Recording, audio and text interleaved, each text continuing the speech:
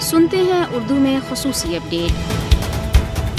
9 نومبر 1947 وہ دن ہے جب بھارتی فوج نے بین الاقوامی قوانین کو رونتے ہوئے ریاست جوناگڑھ پر غیر قانونی طور پر قبضہ کیا تھا۔ جوناگڑھ پر غیر قانونی بھارتی قبضہ ویانا کنونشن کے ریاستوں سے متعلق قانونی معاہدے کے آرٹیکل 26 کی صریحاً خلاف ورزی ہے۔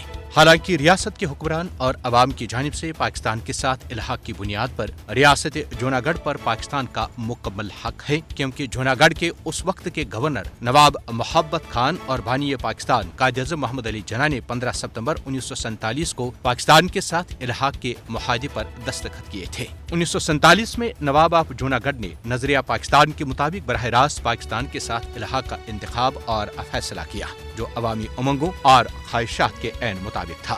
جوناگڑھ کا پاکستان کے ساتھ الحاق وہ خواب تھا جو تقسیمی برصغیر کے موقع پر بانی پاکستان قائد اعظم محمد علی جناح نے دیکھا تھا۔ جوناگڑھ کے حکمران اور اس کے عوام نے ریاست پر بھارت کی جانب سے غیر قانونی اور غاصبانہ قبضہ کرنے سے پہلے پاکستان کے ساتھ الحاق کا عہد کیا تھا۔ پاکستان جوناگڑھ کے حصول کے معاملے پر پرعزم ہے، کیونکہ پاکستان نے جوناگڑھ کو اپنے نئے سیاسی نقشے میں شامل کیا ہے۔ جوناگڑھ کے عوام کو ریاست کے سیاسی مستقبل کا فیصلہ کرنے کا حق حاصل ہے۔ بھارت تقسیمی برصغیر کے منصوبے کی ڈٹائی سے خلاف ورزی کرتے ہوئے مقبوضہ جموں و کشمیر اور جوناگڑھ دونوں پر غیر قانونی طور پر قابض ہے۔ اس غاصبانہ قبضے کے خاتمے کے لیے اہل کشمیر گزشتہ 74 برسوں سے برسر پیکار اور قربانیوں کی عظیم و لازوال جدوجہد رقم کر رہے ہیں۔ پاکستان مقبوضہ جموں و کشمیر اور جوناگڑھ کو بھارت کے ناجائز، غیر قانونی، غیر اخلاقی اور غاصبانہ قبضے سے آزاد کرانے کے لیے بھرپور کوششیں کرنے میں پرعزم ہے۔ جموں و کشمیر اور جوناگڑھ دو بین الاقوامی متنازع مسائل ہیں جنہیں عوامی خواہشات اور امنگوں کے مطابق حل کرنا ناگزیر ہے۔